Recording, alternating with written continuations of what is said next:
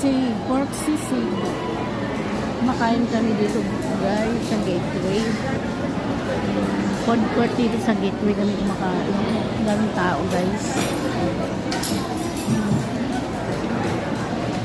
In-order namin yung sisig hore. Yan siya. Daming tao. Please like, subscribe. Thank you.